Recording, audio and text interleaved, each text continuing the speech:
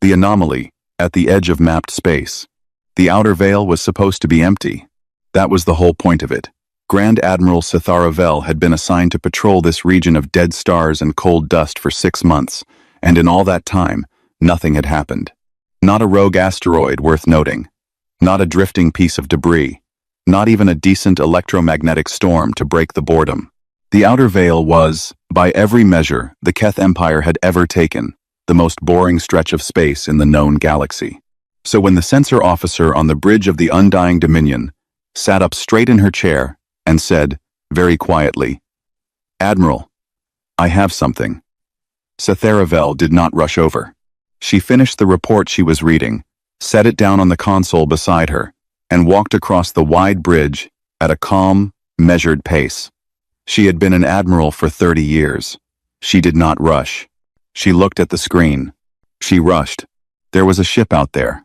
A single vessel, drifting through the dead center of the outer veil, moving at a slow and steady pace, as if it had every right in the world to be there. It was small, almost embarrassingly small by Keth standards. One of the Keth Empire's light patrol frigates could have swallowed it whole and still had room. It had no weapon signatures that the sensors could read. It had no shielding that registered on any known frequency. It was, by all appearances, barely more than a metal tube with an engine attached. But it was there. And it should not have been. "Run the transponder search," Sethara Vel said. Her sensor officer was already running it. The result came back in seconds. Nothing. The ship carried no transponder code recognized by the Imperial network. That network covered every registered vessel in 42 star systems, every species the Empire had ever made contact with, every ship ever built by a civilization that the Keth had cataloged in 5,000 years of expansion. 42 systems, thousands of worlds, hundreds of species. Nothing. "Run it again," she said. Same result. Sethara Vel stared at the little ship on the screen. It kept moving. Slow, steady, unbothered. She ordered a hailing signal sent on all standard frequencies. The Undying Dominion's communication array was one of the most powerful in the fleet. It could reach a ship on the other side of a star system without difficulty. The signal went out clearly, and the crew waited. The response came 3 minutes later. It was a language none of them had ever heard. The sounds were strange, short and clipped in some places, long and flowing in others. The ship's translation system, which could handle the dialects of over 200 species, sat there for a full 10 seconds before producing anything at all. Then it gave a single line of output, marked with a low-confidence flag. Partial match detected. Cross-referencing archive. The cross-referencing took 3 hours. 3 hours during which Sethara Vel stood at the communications console and did not leave the bridge once.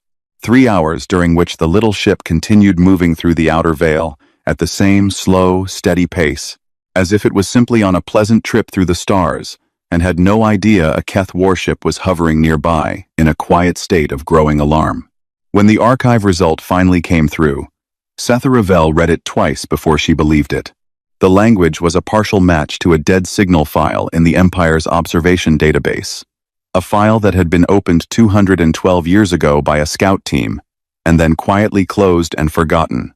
The file referred to a world in a distant spiral arm of the galaxy, a small, wet planet orbiting an ordinary yellow star. The scout team had visited, observed from a distance, noted that the inhabitants were primitive and posed no threat, and filed their report.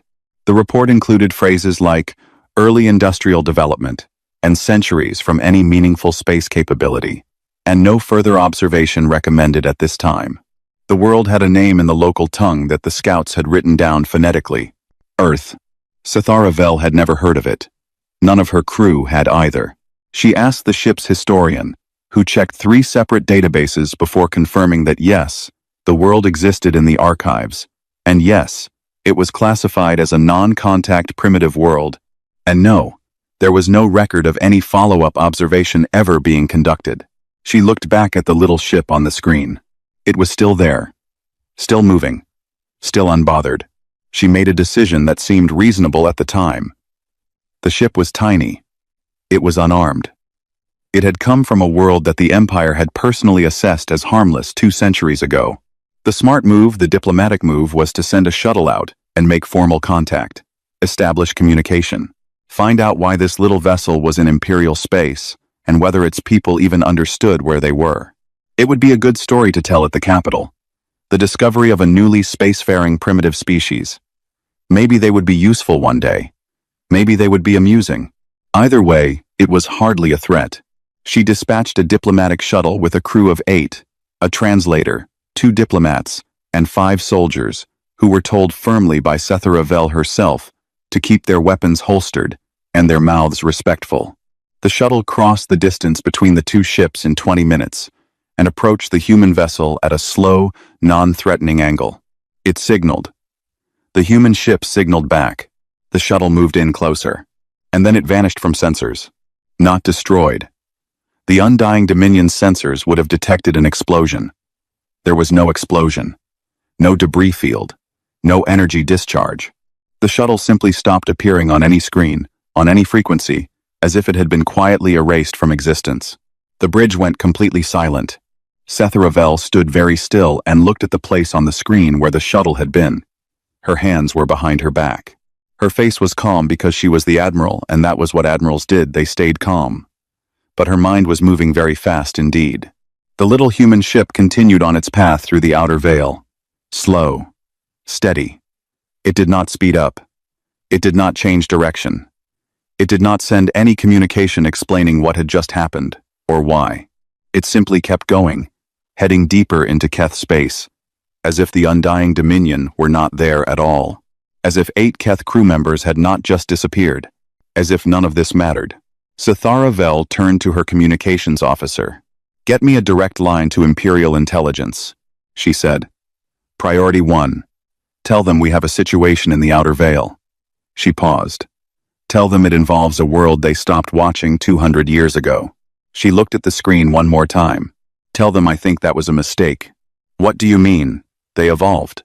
The message from Admiral Sethara Vel arrived at the Imperial Intelligence Directorate on a Tuesday morning, which was, by most accounts, a perfectly ordinary Tuesday. The weather on Keth Primara was pleasant. The Senate was in session discussing trade routes. The Director of Intelligence, Marav On, was on his 3rd cup of morning brew and reviewing a border dispute between 2 minor species that he found genuinely dull. He read the message once. He put down his drink. He read it again. Then he called his entire senior staff into the main operations room, locked the doors, and told them they would not be leaving until he had a full picture of what was happening in the Outer Veil and why a supposedly primitive backwater world had a ship in Imperial space that had just swallowed one of their diplomatic shuttles without leaving a trace. The senior staff, who were experienced professionals and had seen many strange things over the years, got to work. What they found over the next 18 hours was not reassuring. The archive file on Earth was real, and it was exactly as thin as Sethara Vel had described. A single survey report from 212 years ago, authored by a scout team that had done a flyby observation from outside the planet's detection range, spent approximately 3 weeks watching the surface from a distance, and concluded with the kind of lazy confidence that came from 5,000 years of being the most powerful civilization in the galaxy. The report was full of phrases that now made Marav On's eye twitch. No advanced technology detected. Population engaged in low-level industrial activity. No evidence of unified planetary governance. Unlikely to develop meaningful space. Capability within the next millennium. The scout team had pulled their observation probes to save on maintenance costs. They had not gone back. Nobody had gone back. For 212 years, Earth had sat in the archive under the category of pre-emergent species, non-threat, observation suspended, and not a single person in the entire Imperial intelligence apparatus had thought to check in. There were thousands of worlds in the archive with similar labels. Most of them really were no threat. Most of them were still exactly where the scouts had left them, slowly figuring out agriculture or building their first crude machines. Checking on all of them would have been an enormous waste of resources. Most of them were not, apparently, Earth, because Earth had not stayed where they left it. What Marav On's team was able to piece together over the following days, from intercepted signals, recovered trader testimonies, and fragments of data gathered from the missing shuttle's last transmission before it went dark, was a picture of a species that had done something the Keth Empire had never seriously considered a possibility. They had moved fast. Unbelievably fast. In the time the Empire had not been watching, the humans of Earth had nearly destroyed themselves at least twice, once through environmental collapse, and once through a war fought with weapons powerful enough to make parts of their planet temporarily uninhabitable. They had come extremely close to wiping out their own civilization.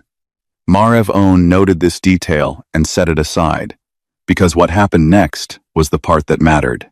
They had survived. And the surviving had changed them. A species that had stared into the face of its own extinction and dragged itself back through sheer, stubborn, collective effort did not come out the other side soft. It came out unified in a way that species who had never faced that kind of crisis simply were not. The humans who crawled back from the edge of oblivion had a civilizational memory baked into their culture, never again be caught unprepared. It was in their stories.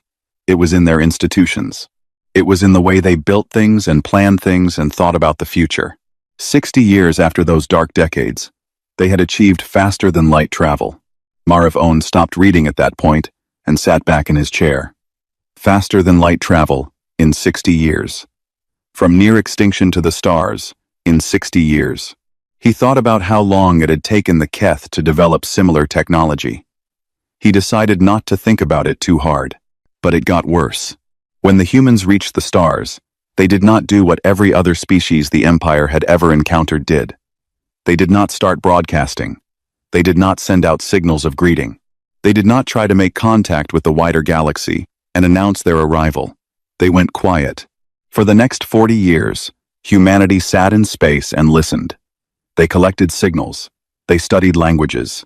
They mapped the political structure of the galaxy with a patience and thoroughness that made Marev Own genuinely uncomfortable, because he was realizing that while his empire had been running its affairs as it always had, eyes watching in every direction it cared about, there had been another set of eyes watching from a direction nobody had thought to look.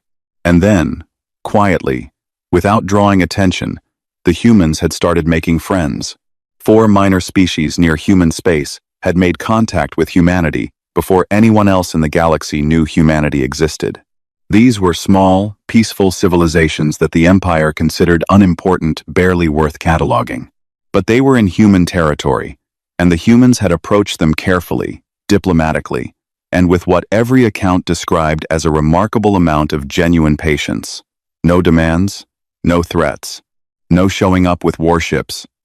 Just contact and trade, and the slow, steady building of relationships.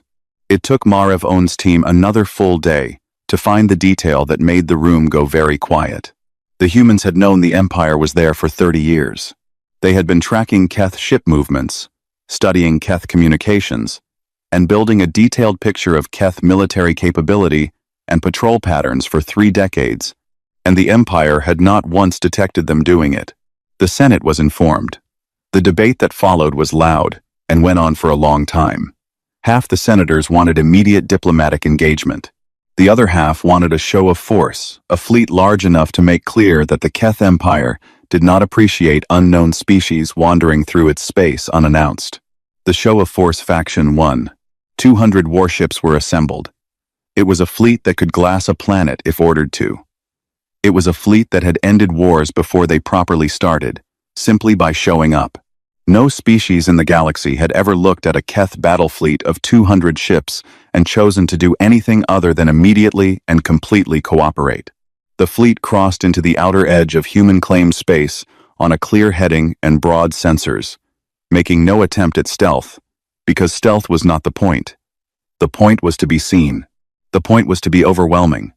The point was to remind this strange, unrecorded species of precisely where it stood in the order of the galaxy. The response came within minutes of the fleet crossing the border. A single calm message, in perfect Keth, with no detectable accent. The translation was flawless. Not just fluent flawless.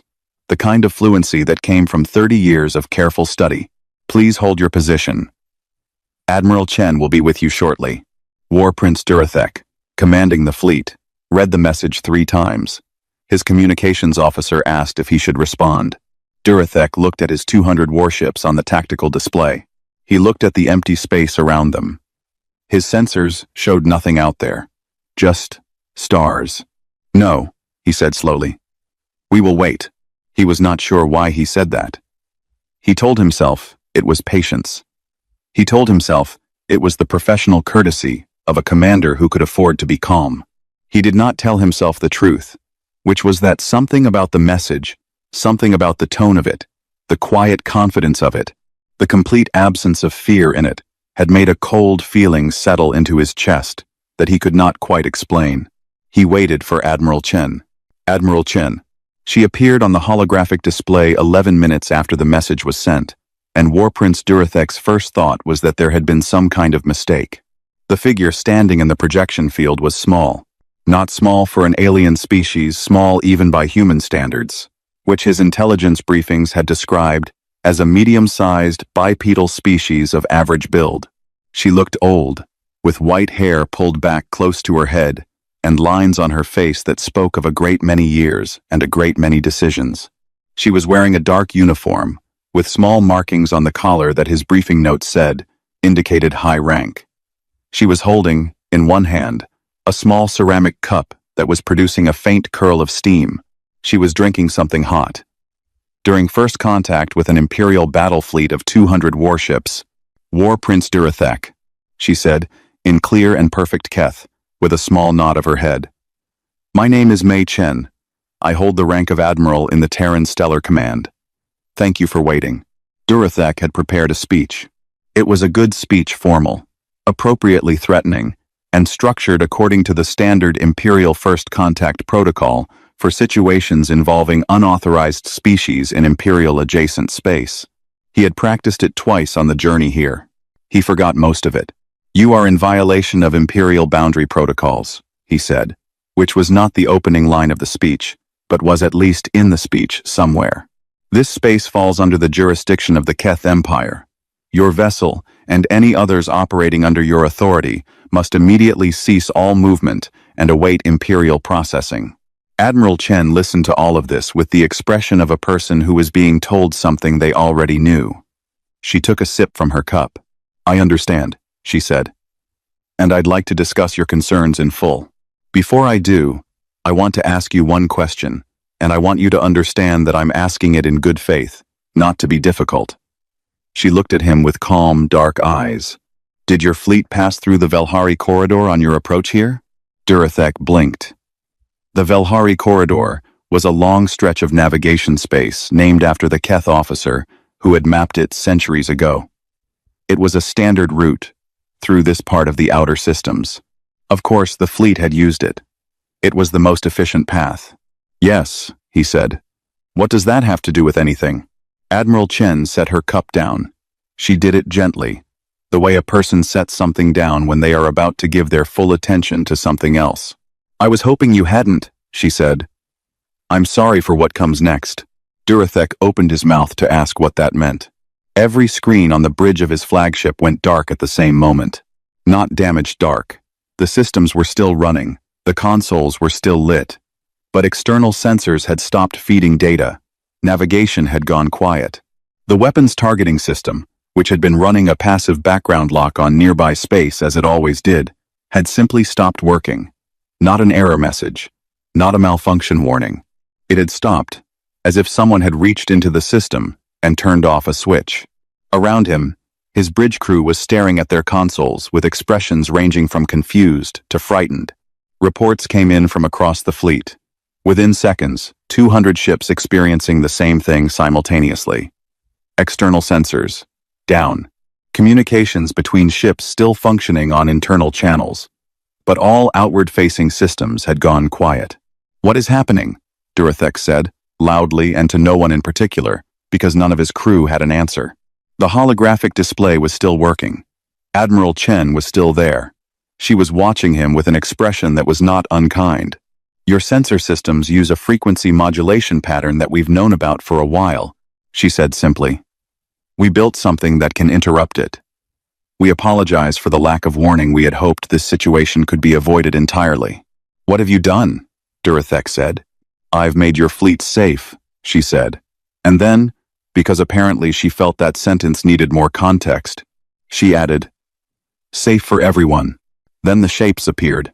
They came out of the dark around the Keth fleet, emerging from nothing, from empty space that the sensors had shown as empty, because the sensors were no longer working, but that had not, it turned out, actually been empty at all.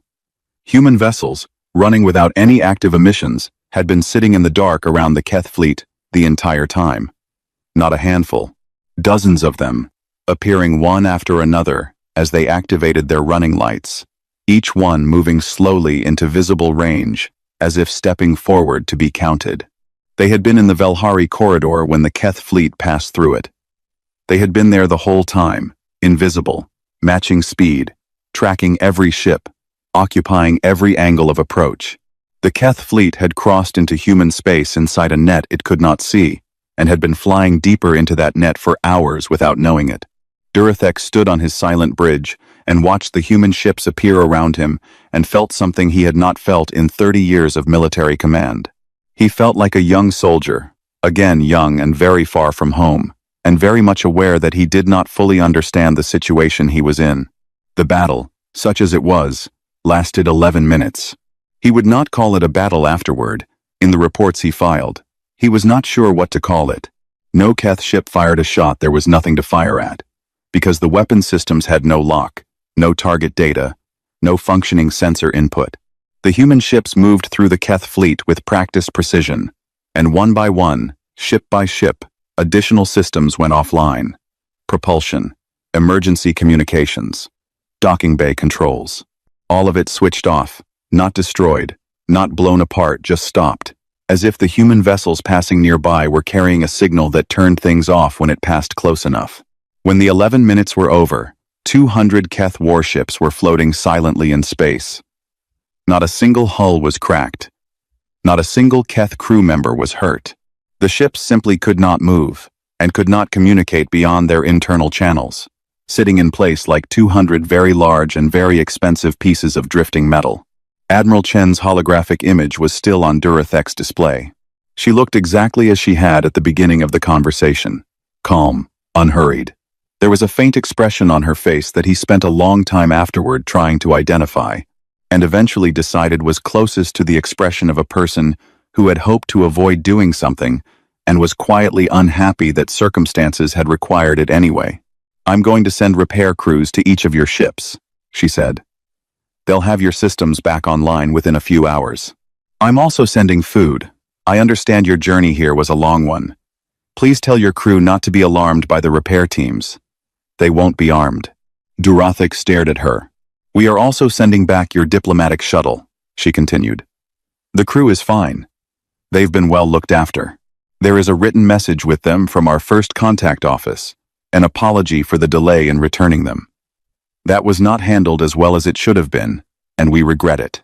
The shuttle that had vanished from Setharavel's sensors weeks ago, that had triggered this entire situation, that had quietly been held somewhere while 200 warships were assembled and sent to make a point. They had been fed and looked after, and were coming home with a written apology. "What do you want?" Durathek finally said. Admiral Chen picked up her cup again. "To talk," she said. "Properly this time. Not like this." She glanced, very briefly, at the stillness around them, the silent fleet, the dark screens, the human ships sitting in patient formation, around 200 powerless warships. "When your ships are moving again, go home. Tell your empire what happened. And when you're ready, when your leadership is ready, we'd like to sit down at a table and have a real conversation." She looked at him directly. "We've been waiting a long time for this," she said. "We can wait a little longer." The holographic display clicked off. Durathek stood in the quiet of his dead bridge for a very long moment. Then he sat down in his command chair, which was the only thing left that he could do, and he waited for the human repair teams to arrive. 200 years of silence. The fleet came home slowly. 200 warships moving at reduced speed, many still running on partial systems, all of them carrying crews who had spent several very quiet hours sitting in disabled ships, while small groups of cheerful and polite human technicians moved through their corridors fixing things. It was, By every measure, the most humiliating event in the history of the Keth Empire. The ships that returned were undamaged. The crews were unharmed. And somehow that made it worse, because there was nothing to be angry at, no destroyed hulls to point to, no casualties to mourn, no act of violence to condemn. The humans had simply turned the fleet off, and then fixed it, and sent them home with food. At the Imperial Intelligence Directorate, Director Marev Own did not sleep for 4 days. He was not a man who panicked. He had run intelligence operations for 22 years and had encountered situations that would have broken less experienced minds. He was calm, methodical, and deeply reluctant to admit when something surprised him. But the events in the Velhari corridor had produced in him a feeling that he could only describe as the ground shifting under his feet, and the only way he knew how to handle that feeling was to work. So he worked. He pulled every scrap of data the Empire had on the humans.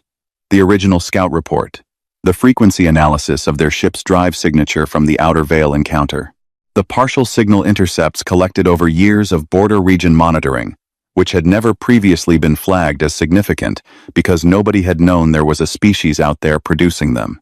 The recovered memory logs of the diplomatic shuttle crew, all 8 of them, healthy and slightly confused about why they had been gone for weeks when they felt certain it had only been a few days. He read all of it, and then he had his analysts read all of it, and then he asked them to compile everything into a timeline. The timeline, when it was finished and printed and laid out across the long table in the operations room, was the most troubling document Marev Own had ever read in his life. The early years were almost hard to look at. The human world had come within a very small margin of destroying itself. Climate systems had destabilized over the course of a century of industrial activity, producing large-scale environmental collapse in several regions of the planet. Before that crisis could fully resolve, a global conflict had broken out, a war fought with weapons of a type the Keth had encountered in the histories of other primitive species. Crude, but devastating in sufficient numbers. Parts of the planet had been made temporarily uninhabitable. Populations had been displaced on a massive scale. The analysts had flagged this section of the timeline with a note suggesting that humanity should have failed here. Several models, run through the Directorate's predictive systems, agreed. A species hitting 2 simultaneous existential crises within such a short period of time had, historically, tended to fragment, collapsing inward, losing the organizational capacity needed to address the problems, eventually declining over the following centuries into something smaller and simpler. Humanity had not fragmented. It had done something the predictive models apparently did not have a good framework for, which was to treat the crises as a shared problem, requiring a shared solution, hold together under conditions that should have broken it apart, and come out the other side with a civilizational scar that functioned less like a wound and more like a lesson. The lesson, as best as Marev Own could interpret it from the cultural signal analysis, was this: the universe was not safe, preparation was not optional, and never again would humanity be caught looking in the wrong direction. 60 years after the worst of the crises, they had built their first faster-than-light vessel. Marev Own paused on this part of the timeline for a long time. The Keth Empire had taken centuries to develop FTL travel, aided by encounters with other species who had gotten there first. The humans had done it in 60 years, starting from scratch, and the drive signature of their ships suggested they had not copied anyone else's design. They had developed something different, something that the Empire's engineers, given a week to study the sensor data from the Outer Veil encounter, had described as elegant in a way that made the lead engineer visibly uncomfortable, because she was not used to looking at alien technology and feeling that way about it.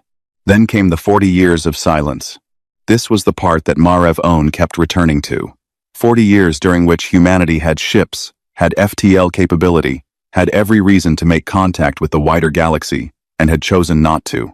During which they had, instead, listened, patiently and systematically gathered signals from across the galaxy, decoded languages, built profiles of species, mapped political boundaries, identified power structures. They had assembled, in 40 years of quiet work, a picture of the galaxy that rivaled anything in the Empire's own intelligence archives. They had known about the Keth Empire for most of that time. They had known about its size, its military structure, its patrol patterns, and its history. They had read enough Keth to understand the language perfectly. They had built a file on the Empire that Marevon, when he finally accessed the copy recovered from the diplomatic shuttle's data storage, found professionally thorough and quietly accurate, including several assessments of Keth military weaknesses that made him put the document face down on the table and stare at the ceiling for a moment.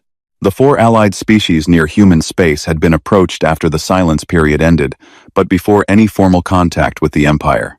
Small civilizations, peaceful ones.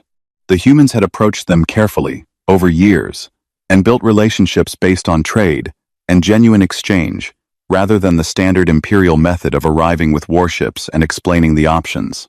Those species were, by all accounts, sincerely loyal to humanity in a way that species who had been absorbed into the Empire usually were not. And then the hardest detail of all. Buried in the recovered data from the shuttle, in a file that had been partially encrypted and required 2 days of work to open, was a human strategic planning document. It was dated 19 years ago. It was titled, In Plain Terran Script, Framework for Keth Integration into Terran Allied Space Contingency, Plan 7. Marevon read it from beginning to end, without stopping. It was not a war plan. There was no section on how to destroy the Keth Empire. There was no list of targets, no strategy for conquest, no plan for occupation or political replacement. Instead, it was a detailed, step-by-step analysis of how a confrontation with the Keth Empire would likely unfold, what the Empire's probable responses would be at each stage, and how to navigate each of those responses toward a single specific outcome. That outcome was not Keth surrender. It was not Keth destruction. It was Keth partnership. The document had predicted, with uncomfortable accuracy, that the Empire would eventually notice humanity. It had predicted the diplomatic shuttle would be sent, and outlined how the shuttle crew should be treated and returned. It had predicted the Senate would vote for a show of force, rather than diplomacy. It had predicted the size and composition of the fleet within a reasonable margin. It had outlined the Velhari corridor ambush, and described exactly the kind of restraint that should be shown.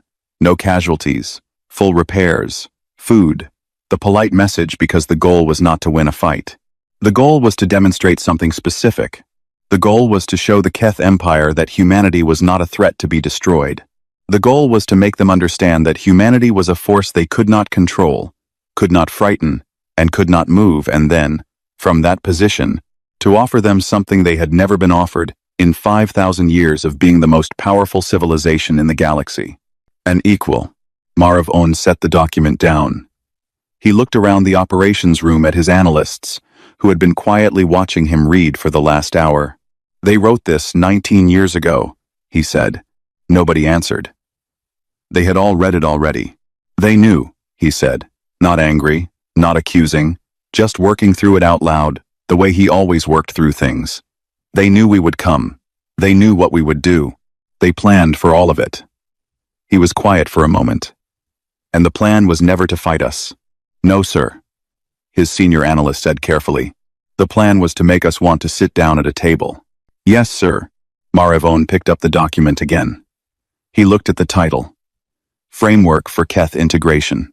Not defeat. Not surrender. Integration. He thought about the 200 ships that had just come home. He thought about Admiral Chen, small and old, and holding her cup of tea, watching Durathek's fleet, with the calm of someone who already knew exactly how it was going to end, because they had written it down 19 years ago and practiced for it ever since. He thought about a species that had nearly destroyed itself, survived, and then spent a century and a half being very, very careful. Set up the summit meeting, he said. Whatever the Senate decides, set it up. We are going to that table. He stood up from his chair. And someone get me more information on Admiral Chen. The station had no name. It had been built specifically for this meeting, constructed in the space between Keth and human territory, positioned so that neither side had to cross into the other's space to reach it. It was a neutral place in the most literal sense, a ring of metal and glass floating in empty space, belonging to no one, claimed by no one, existing purely so that two civilizations could sit in the same room, without either one having the advantage of standing on their own ground. The Keth delegation arrived first. This was not entirely intentional, but it was not an accident either. Grand Admiral Setharavel, who had been chosen to lead the delegation, had decided that arriving first was the correct thing to do. She was not entirely sure why she felt that way. She told herself it was protocol. It might have been, in some part, that she needed a few minutes inside the station before the humans arrived, to stand in the conference room and look at the chairs and the table and the blank, clean walls, and simply get used to the idea that this meeting was actually happening. She was the one who had found the human ship. She was the one who had dispatched the diplomatic shuttle that disappeared. She had been the first officer in the Empire to know that something was very wrong about the category of non-threat, observation suspended. She had been the first to understand that a mistake had been made, and now she was sitting at a table to try and work out what came next. The human delegation arrived 12 minutes later, which Setharavel noted was exactly on time according to the schedule they had agreed on. Not early, not late. On time with a precision that she was beginning to recognize as a human characteristic. Admiral Mei Chen walked through the door of the conference room, in the same dark uniform she had worn during the holographic contact with Durathek, with the same small collar markings, and the same white hair pulled back from her face. She was shorter in person than she had seemed, even on the hologram smaller than any Keth officer of equivalent rank, which meant something culturally significant that Setharavel was still working out. She was accompanied by 4 people: a younger officer who served as her aide, a translator who had not been needed in any of the previous interactions, but was present out of formality, and 2 others who carried no visible rank markings, and who were introduced simply by name. Chen looked at Setharavel across the table, and offered something the intelligence files had identified as a human greeting gesture, a brief upward movement of the mouth corners. Not quite a smile, something more restrained. "Grand Admiral," she said. "Admiral Chen," Setharavel said. They sat down. The first 2 days of the summit were, by any honest accounting, difficult. The Keth delegation had brought a list of formal demands that the Senate had insisted on, including, they were the opening position. Everyone knew they were the opening position. And the process of setting them aside without anyone losing face took the better part of a full day. Setharavel had expected this, and had prepared for it. The humans listened to every demand without interrupting, asked a number of clarifying questions that were so specific and so well-informed that 2 of Setharavel's junior delegates visibly blanched, and then offered counterpositions that were reasonable without being weak. The Keth pride was a complicated thing. It had been built over 5,000 years of being correct, of being the most powerful force in the galaxy, and being right about that every time it was tested. Having that certainty removed was not something that happened easily or quickly or without pain. Several moments in the first 2 days came close to breaking down entirely, when one side or the other said something that landed wrong, and the room went cold and silent. What kept the talks from collapsing, Setharavel would say later, was Chen's consistency. The human admiral had a way of handling the most difficult moments that was so quiet it took Setharavel several hours to identify what she was doing. When the room went cold, Chen did not push.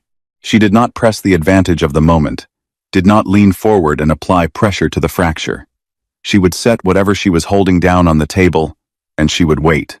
Sometimes she asked a question about something unrelated, a small, human-sized question about food, or the length of the journey, or whether the station's temperature was comfortable for Keth physiology. Small things. And the cold would slowly warm again, and the conversation would find its way back. On the 3rd day, the formal demands had been set aside, and the real conversation began. It was Chen who started it. She leaned forward in her chair, which was the first time she had done so in 3 days, and she spoke without looking at her notes. "We want to tell you something," she said. "Not as a negotiating position, just as a fact that we think is relevant to all of this." Setharavel looked at her. "Go on." "We almost didn't make it," Chen said. "Humanity. We came very close to ending ourselves. And when we came through the other side of that, we spent a long time thinking about why it had happened. Not just the specific causes, but the deeper reason. Why does a species that can see a problem coming still fail to stop it?" She was quiet for a moment. "We decided the answer. In our case, was that we had no one to hold us responsible. No one outside ourselves watching and saying, "This is going wrong. You need to do better."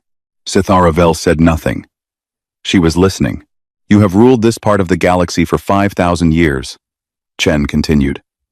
And the species around you have been afraid of you for 5,000 years. That's not partnership. That's not even stability, not really. It's a held breath. An empire that is never challenged does not improve. It only maintains until it can't." She looked at Sitharavel directly. "We don't want your throne. We are not here to replace you at the top of a hierarchy. We are here because we think the hierarchy itself is the problem, and we are one of the few civilizations in this galaxy that has both the capability and the standing to say that to you without it being a fantasy." The room was very quiet. "You could have destroyed us," Sitharavel said. It was not an accusation. It was just true. Before we knew you existed, you had 30 years of watching us. You knew our patrol patterns, our fleet dispositions, our communication systems. You could have struck first. "Yes," Chen said. "Why didn't you?" Chen looked at her for a long moment. There was something in the human's expression that Sitharavel could not fully read, but that felt genuine. Felt like the face of someone who had thought about this question many times and had a real answer to it. "Because winning a war was never the goal," Chen said. "Winning a war would have given us territory. It would have given us resources. It might have given us security. For a while." She paused. "What we actually want is a galaxy we don't have to be afraid of. And you can't build that by destroying the biggest power in it. You have to change what the biggest power in it is doing." The summit continued for 4 more days. At the end of it, a provisional treaty was signed. It was not a treaty of submission or conquest. It was not the kind of treaty the Keth Empire had ever signed before, because it was a treaty between equals, one that acknowledged both sides had territory, interests, and rights that the other was required to respect. It established a joint communication framework. It opened 3 trade routes. It created a process for resolving disputes without either side defaulting to military threat. It was, in the long history of the Keth Empire, the first document of its kind. Sitharavel signed it on behalf of the Empire. Her hand was steady. She had made peace with what she was doing somewhere around the 3rd day of talks, when she had stopped thinking about it as a defeat and started thinking about it as something else. She was not sure yet what word to use for it. The human word that Chen had used was partnership, and Sitharavel was still deciding whether she believed it. But she thought she might. After the signing, the delegations shared a meal, a human tradition for marking agreements, which the Keth side had been briefed on and had agreed to observe. The food was a mix of Keth and human dishes, prepared by staff who had clearly worked hard to find things that both species could safely eat and might actually enjoy. Sitharavel ate something the aide described as a grain dish with slow-cooked vegetables, and found it unexpectedly good. Chen sat across from her, and they talked, for the first time, without it being a negotiation. Small things. The length of the journey to the station. What the outer veil looked like, from the bridge of a ship. Whether the cold and deep space felt different when you had been in it as long as either of them had. The kind of things that people talked about. On the shuttle home, Sitharavel stood at the viewport for a long time. Her aide stood beside her, and did not speak until the station had shrunk to a point of light behind them, and the stars had settled back into their familiar patterns. "What do you think of them?" the aide asked. "The humans." After all of it, Sitharavel was quiet. She thought about the little ship in the outer veil that had started everything. She thought about Durathek's fleet, sitting silent and powerless in the Velhari corridor. She thought about Chen's voice, calm and direct, explaining things without cruelty, asking for things without weakness. She thought about a document written 19 years ago by people who had already decided how this would end, and had made it end that way, one careful step at a time. "They had us in their sights for 30 years, she said finally. "They could have struck first. They had every advantage. They knew more about us than we knew about ourselves."